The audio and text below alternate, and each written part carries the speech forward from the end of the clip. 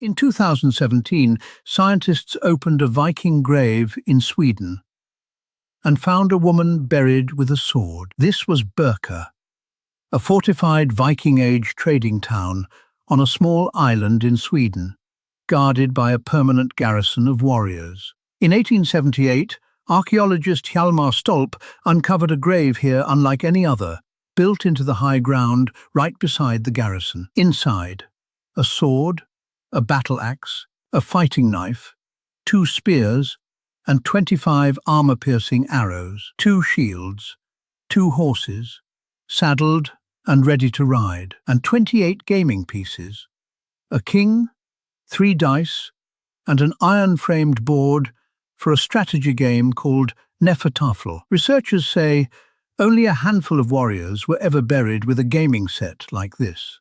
It signals strategic thinking. Command: the grave also held silk with silver brocade, a decorated hat, and objects echoing trade routes as far as the Caucasus. Isotope analysis later showed she had traveled widely during her life. This wasn't a local farmer's grave. For over 100 years, historians had a simple explanation. This was the grave of an elite male commander. No one questioned it. Weapons meant a warrior, and a warrior meant a man. Then, in 2017, a team at Uppsala University ran a DNA test on the bones. 2 X chromosomes, no Y. The remains were female. The most famous warrior grave in Viking-age Sweden belonged to a woman.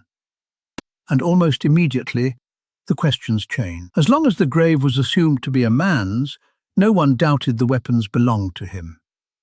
The moment she was proven female, suddenly people wanted more proof. Researchers went back to the original 1870s excavation records.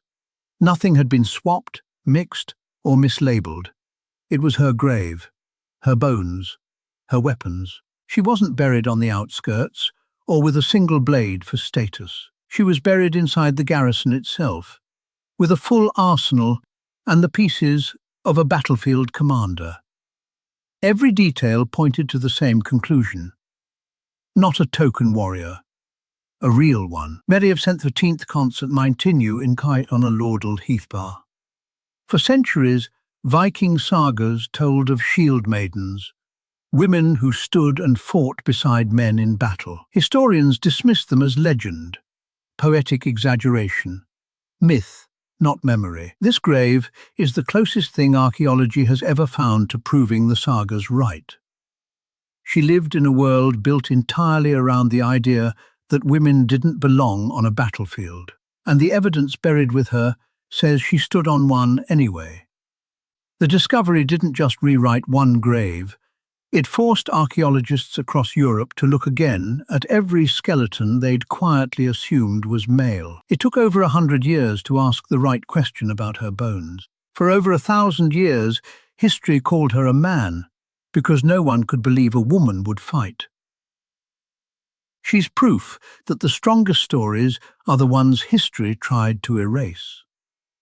A 1,000-year-old secret, finally told. Follow for more secrets history forgot.